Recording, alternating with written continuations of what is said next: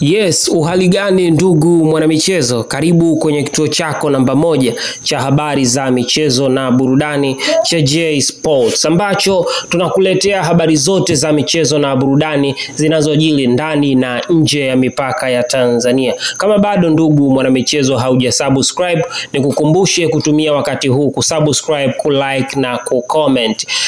Baada ya mzunguko wa kwanza wa ligi kuu Tanzania bara kukamilika, huu hapa ndio msimamo wa ligi kuu Tanzania bara baada ya klabu ya soka ya Simba Sports Club kukamilisha kwa kucheza na Fountain Gate na kuwabamiza magoli 3-0 kwenye uwanja wa Benjamin Mkapa. Huu hapa msimamo mpya wa ligi kuu Tanzania bara, ambapo kwenye nafasi ya 16 inashikiliwa na Fountain Gate wenye alama 0 huku wakiwa wamefungwa magoli 3. Kwenye nafasi ya 15 ni Tanzanian Prison wenye alama 0. Namba 14 ni Mtibwa Sugar ambao nao wana alama 0 huku wakiwa na tofauti ya magoli ya kufungwa na kushinda likiwa ni goli 1. Nafasi ya 13 ni Pamba Jiji ambao wana alama 1. Nafasi ya 12 ni Dodoma Jiji wenye alama 1. Nafasi ya 11 inashikiliwa na Tabora United wenye alama 1. Nafasi ya 10 ni Mbeya City wenye alama 3.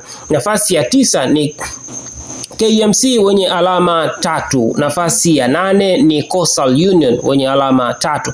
Nafasi ya 7 ni Singida Black Stars wenye alama 3.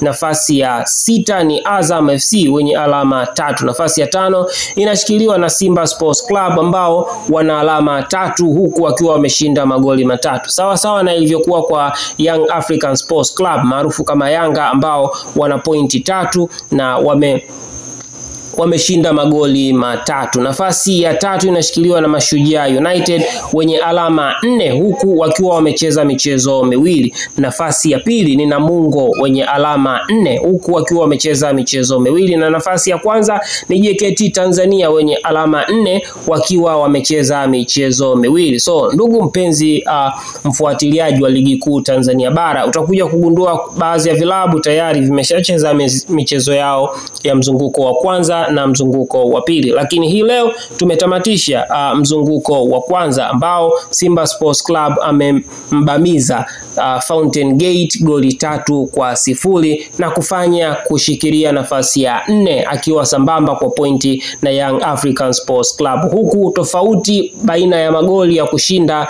na kufungwa ikiwa sawa baina ya Simba na Yanga.